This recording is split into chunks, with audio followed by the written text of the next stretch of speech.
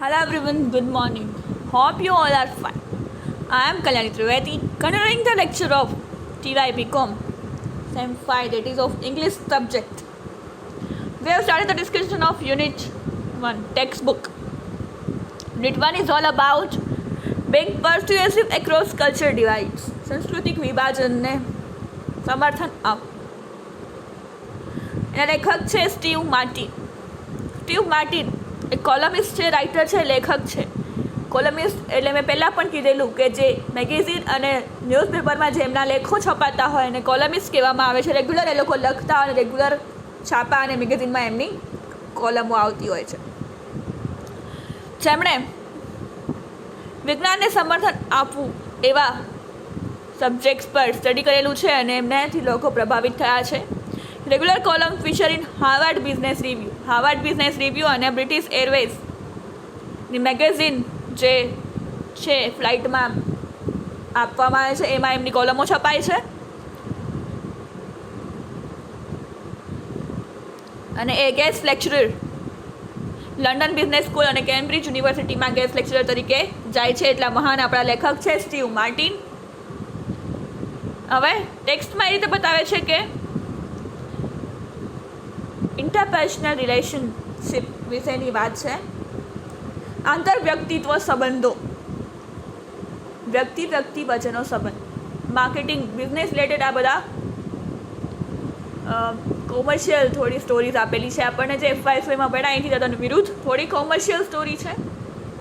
સાંસ્કૃતિક વિભાજન, અલગ અલગ સંસ્કૃતિમાં આપણે બિઝનેસ કરવા જઈએ, કામ કરવા જઈએ, નોકરી કરવા જઈએ તો કઈ રીતે એની સંસ્કૃતિને આપણી સંસ્કૃતિને કઈ રીતે આપણે એક્સેપ્ટ કરવી, કઈ રીતે એ લોકો સાથે રિલેશન બનાવવું, સંબંધો કેળવવા, હેલ્પ કરવી, કઈ રીતે એમની સાથે મેચઅપ થવું એ વિશેની થોડું આમાં માહિતી છે. વિથ ગ્લોબલાઇઝેશન, વૈશ્વિકરણના લીધે even small business can now cater to multinational and multicultural markets. નાના પાયાના બિઝનેસ પણ હવે આંતરરાષ્ટ્રીય સ્તરે પહોંચી ગયા છે. It requires having an open mind and willingness to understand the culture and preference of your customers and partners.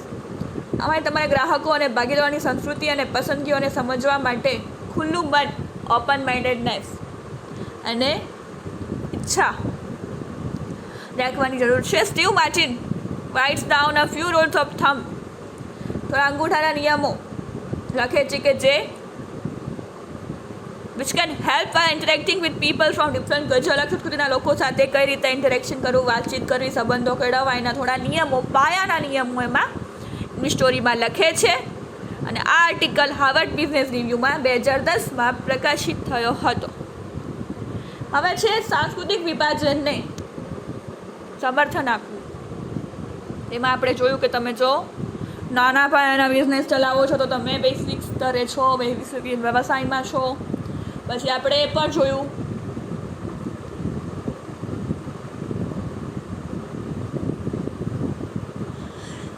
જાહેરાત મહત્ત્વની છે. આપણે એ જોયું US કેનેડામાં ઇન્ડિવિડ્યુઅલિઝમ, એ જોયું આપણે વ્યક્તિ કેન્દ્રિત, વ્યક્તિગત ધ્યાન કેન્દ્રિત છે. એમાં US કેનેડા, યુનાઇટેડ કિંગડમના લોકોનું એમાં વધારે મહત્ત્વ છે. અને સામૂહિક કેન્દ્રિત એમાં ચાઇના, કોરિયા અને મેક્સિકો આવે છે. પછી કહે છે જાહેરાત માટેના ગ્રાહકોના જવાબો પર સતત અસર દર્શાવવા માટે આવા ભિન્ન દ્રષ્ટિકોણ દર્શાવવામાં આવે છે. ઉદાહરણ તરીકે જાહેરાત, એડવર્ટાઇઝિંગ કઈ રીતે કરવી તમારા પ્રોડક્ટની, તો એના માટે મસ્ત એક્ઝામ્પલ એક આપેલું હતું. વન સ્ટડી એક મેગેઝિનમાં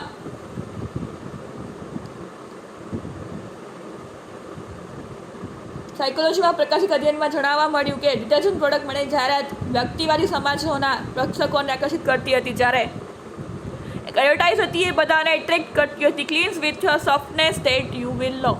એક ડિટર્જન્ટ પાવડરની પ્રોડક્ટની એક એડવર્ટાઇઝમેન્ટ હતી, એમાં આવતું cleanse with softness you will લવ. સરસ મજાની એડવર્ટાઇઝ, નરમાઈ, સોફ્ટનેસ. ને પછી cleanse with softness your family will લવ. સરસ મજાની એડવર્ટાઇઝથી લોકોને એટ્રેક્ટ કરવા તમારી પ્રોડક્ટની એટલી પબ્લિસિટી કરવી, લોકો સુધી પહોંચે અને લોકો ખરીદે. એ એડવર્ટાઇઝમેન્ટનું એક બિઝનેસ માટેનું ઉદાહરણ આપેલું છે. પછી લોન્ડ્રી ઉત્પાદનોની અસરકારક રીતે જાહેરાત કેવી રીતે કરવી તે વિશેની અંતર્ગતતા આપ્યા સિવાય ક્રોસ કલ્ચર કોમ્યુનિકેશન પરના અભ્યાસ દ્વારા જ્યારે નવા સંબંધો બનાવવામાં અને વિવિધ સંસ્કૃતિના લોકોને આપણામાં પ્રભાવિત કરવામાં આવે ત્યારે મૂલ્યવાન આંતરદૃષ્ટિ મળી શકે છે. શું કહે છે? લોકોને આપણા સુધી એને સમજવા અને એ લોકોને એટ્રેક્ટ કરવા. નવી સંસ્કૃતિ, નવા કલ્ચરમાં તમે જાઓ તમારો બિઝનેસ કે તમારું માર્કેટ ખોલવા માટે, તો તમારે એ લોકોને સમજવા પડે, એમની નીડ સમજવી પડે, આવી એડવર્ટાઇઝમેન્ટ કરવી પડે કે લોકો એટ્રેક્ટ થાય તમારી પ્રોડક્ટ્સ લેવા માટે. તો એમને સમજવા, એમની અન્ડરસ્ટેન્ડિંગ, એમની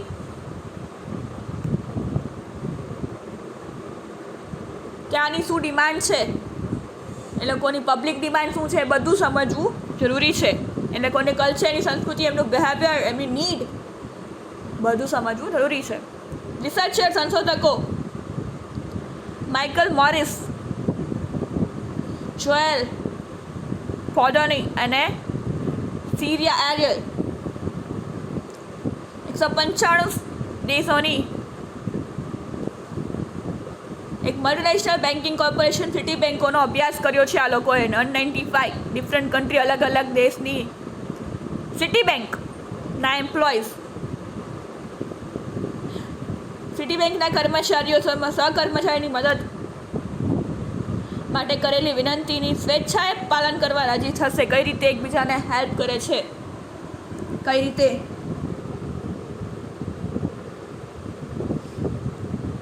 એકબીજાને હેલ્પફુલ થાય છે, એનું સિટી બેન્કના 195 દેશની સિટી બેન્કના એમ્પ્લોઈઝ પર એ લોકોએ રિસર્ચ કરેલું છે. એમાં કોણે કર્યું છે? માઇકલ મોરિસ, જોએલ પેડોલોની અને સીરિયા એરિયલ. આ લોકોએ 195 ડિફરન્ટ કન્ટ્રીઝની મલ્ટીનેશનલ બેન્ક કોર્પોરેશનની બ્રાન્ચની સિટી બેન્કના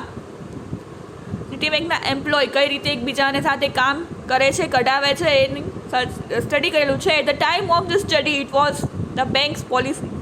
શું કહે છે? જ્યારે કોઈ કરતા ત્યારે એક ત્યાં નીતિ હતી.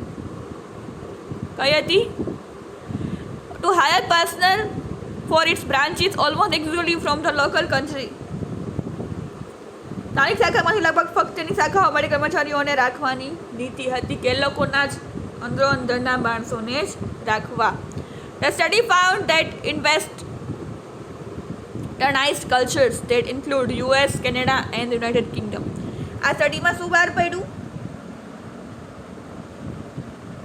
કે આ એમ જણાવ્યું કે પશ્ચિમી સંસ્કૃતિઓમાં US, કેનેડા અને યુનાઇટેડ કિંગડમનો સમાવેશ થાય છે. સિટી બેન્ક એમ્પ્લોઈઝ, ત્યારે સિટી બેન્કના કર્મચારીઓ tended to take an individual market based approach when deciding whether to help our colleague. શું કહે છે? સિટી બેન્કના કર્મચારીઓ પોતાના સાથીદારોને હેલ્પ કરશે, મદદ કરશે કે નહીં, એ નિર્ણય કરતી વખતે વ્યક્તિગત બજાર આધારિત અભિગમ અપનાવતા હતા. In a sense, when deciding whether they should help the food first, they ask themselves. એ લોકો પોતાને પૂછશે સવાલ. જ્યારે કોઈને કોઈ હેલ્પ માંગશે ને ત્યારે એ લોકો પોતાને પૂછશે. શું પૂછશે સવાલ? What has this person done for me recently? અને મારા માટે શું કર્યું છે તાજેતરમાં? They felt most obligated to comply if that colleague had done something for the first. એટલે કંઈ કર્યું છે ને મારા માટે એ જોશે. However, in certain Asian cultures, શું કહે છે? એશિયન સંસ્કૃતિમાં ચાઇના, કોરિયા અને એના સિટી બેન્ક એમ્પ્લોય એટલે કઈ મેથડ અપનાવી છે, કયો અભિગમ અપનાવ્યો છે? Okay, it was the request itself influenced their willingness to comply, but more whom the request was connected. When deciding whether to help, they would ask, is the person connected to someone in my group of department, especially someone of the high rank? શું કહે છે? આ લોકો શું ધરાવે છે mentality? કે છે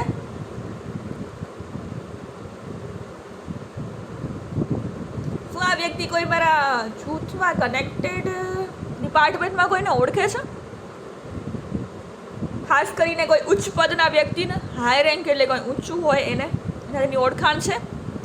જો જવાબ હા હોય તો if the answer was yes, they felt more obliged to comply with the request. તો એ લોકો એને હેલ્પ કરશે. અલગ અલગ સંસ્કૃતિમાં અલગ અલગ લોકો જે કામ કરે છે, એકબીજા સાથે કયા વલણ ધરાવે છે, કઈ પ્રકારની વિચાર થિંકિંગ ધરાવે છે, એનું અહીંયા નિરૂપણ કર્યું છે કે વેસ્ટર્ન કન્ટ્રીઝમાં, એશિયન કન્ટ્રીઝમાં, કલ્ચર્સમાં કઈ રીતે લોકો એકબીજાને હેલ્પ કરવી હોય ને તો પણ પહેલાં વિચારે કે શું આણે મને કંઈ મારા માટે કંઈ કર્યું છે તો હું હેલ્પ કરું, આને કંઈ કોઈ ઓળખાણ છે, આ કોઈ મોટા હોદ્દાના માણસ સાથે ઓળખે છે તો આપણે એને હેલ્પ કરીએ કે ક્યારેક આપણને પણ હેલ્પ કરશે. The Citibank study also found that in Mediterranean and South American cultures, request for help more likely to be successful if the person making the request was connected to the requestee's network of friends. શું કહે છે? એવું પણ જાણવા મળ્યું છે આ સ્ટડીમાં કે દક્ષિણ સાઉથ અમેરિકન શું કહે છે કલ્ચરના લોકો એ લોકો મદદ માટેની વિનંતીઓ ત્યારે જ એક્સેપ્ટ કરે છે કે જો એ વધારે સંભાવના છે એ લોકોના મિત્રોની સાથે નેટવર્કમાં હોય, એના ફ્રેન્ડ્સને ઓળખતા હોય તો.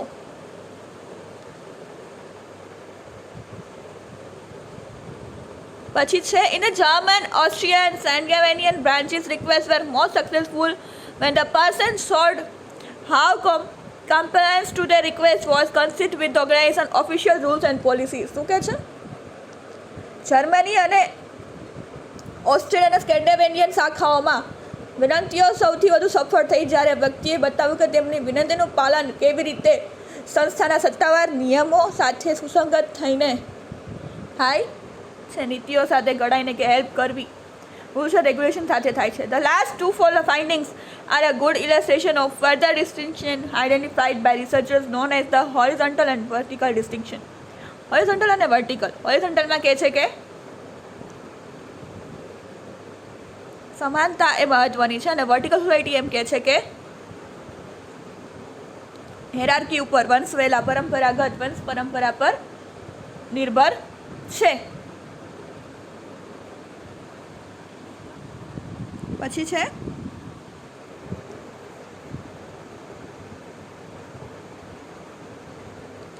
આ અધ્યયન the real value of the studies like this is a lesson they provide when it comes to preparing communication and influence attempts. આ અધ્યયનો વાસ્તવિક મૂલ્ય એ છે કે જ્યારે વાતચીત અને પ્રભાવના પ્રત્યયોની તૈયારી કરવાની વાત આવે ત્યારે તેઓ પૂરા પાડે છે. વ્યક્તિગત કેન્દ્રિત એટલે કે working with those individual focus cultures, જ્યારે વ્યક્તિગત કેન્દ્રિત સંસ્કૃતિઓ સાથે કામ કરતી વખતે મેં સૌ પ્રથમ કોઈ પ્રકારનું મૂલ્ય પ્રદાન કરવું જોઈએ અથવા વિનંતી કરતાં પહેલાં તમે પહેલેથી પૂરા પાડેલા સંસાધનો અને મદદ કેવી રીતે કરવામાં આવે છે તપાસવું જોઈએ કે એ કલ્ચરમાં કઈ રીતે હેલ્પ જોતી હોય તો કઈ રીતે માંગવી. તમે કોઈને કરી હશો તો હેલ્પ કરશે, તમારે કોઈ ઓળખાણ હશે તો હેલ્પ કરશે, તમે કોઈ હાઈ ઓથોરિટીના લોકોને ઓળખતા હશો કે એના ફ્રેન્ડને ઓળખતા હશો તો હેલ્પ મળશે. તો આ બધી બાબતો આપણે પહેલેથી જાણી લેવી જોઈએ જો આપણે સંસ્કૃતિમાં જઈએ. જોકે સામૂહિક કેન્દ્રિત સંસ્કૃતિઓમાં એટલે કે collective focus culture,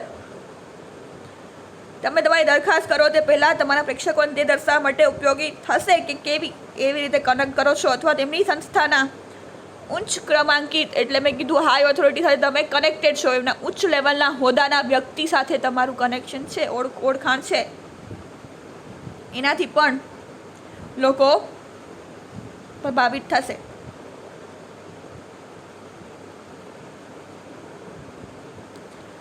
in summary એટલે કે ટૂંકમાં કહીએ તો the effectiveness of our request and communication will often be determined by the culture origin of the receiver of our communication. In summary, last paragraph શું કહે છે? ટૂંકમાં કહીએ તો આપણી વિનંતીઓ અને સંદેશાઓની અસરકારકતા ઘણીવાર આપણા સંદેશા વ્યવહાર એટલે કોમ્યુનિકેશન પ્રાપ્તકર્તાના સાંસ્કૃતિક મોડ દ્વારા નિર્ધારિત કરવામાં આવશે. એ લોકોનું કઈ રીતે કલ્ચરલ ઓરિજિન છે, એનું સંસ્કૃતિ શું છે, એ પ્રમાણે એનું બિહેવિયર હશે. This doesn't necessarily mean that cultures differ entirely from one another, but when looking and influence and persuade others, it is increasingly important not only to be responsible and ethical communicator, but to take these cultural matters into account too. જ્યારે અન્યને પ્રભાવિત કરવા અને સમજાવવાના પ્રયત્નો કરે છે ત્યારે તે માત્ર એક જવાબદાર નૈતિક વાતચીત કરતા તરીકે જ નહીં પણ આ સંસ્કૃતિ બાબતને ધ્યાનમાં લેવાનું પણ વધુ ને વધુ મહત્ત્વનું છે. હવે ગ્લોસરી. અપીલિંગ એટલે એટ્રેક્ટિવ, આકર્ષિત, આકર્ષક. કલેક્ટિવિઝમ એટલે સામૂહિકતા, ગ્રુપ. જૂથને વધુ મહત્વ આપનારી વ્યક્તિઓનું ગ્રુપ. કમ્પ્લાય એટલે to carry out a request, obey, વિનંતી કરવી. કોર્નરસ્ટોન સૌથી મહત્વપૂર્ણ પાસું. Furthering to help something to progress, કોઈને મદદ કરવીની પ્રોસેસ કરવી, આગળ વધવું. જનરલાઇઝેશન એટલે કે જનરલ વ્યૂ. ઇન્ડિવિડ્યુઅલિઝમ એટલે કે એવું વ્યક્તિગત પોતાનું જે ધરાવતું હોય એવા લોકોનું ગ્રુપ એટલે ઇન્ડિવિડ્યુઅલિઝમ. જ્યાં જે ગ્રુપમાં વ્યક્તિગત મહત્ત્વ વધારે હોય ગ્રુપ કરતાં. Obligated to consider it a one's duty to do something, કોઈને હેલ્પ કરવાની આપણી ફરજ, એને વ્યક્તિગત.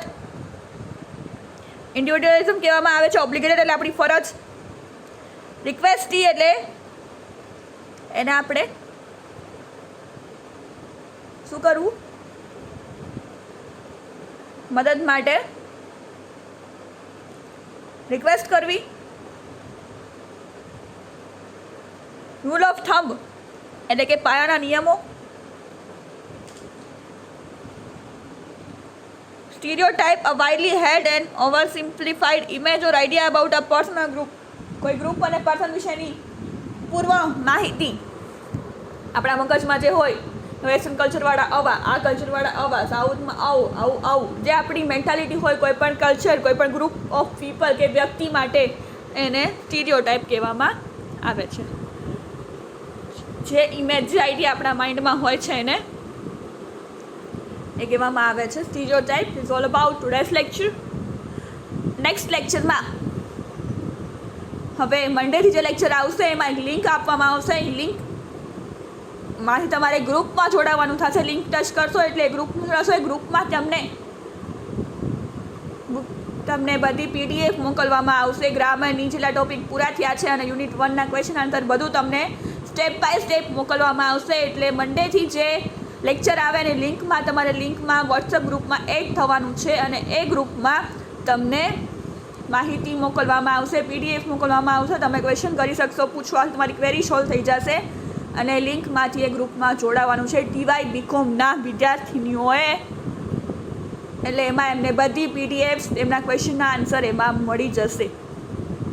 It is all about today's lecture. We'll continue in the next lecture. Thank you for listening. Have a nice day.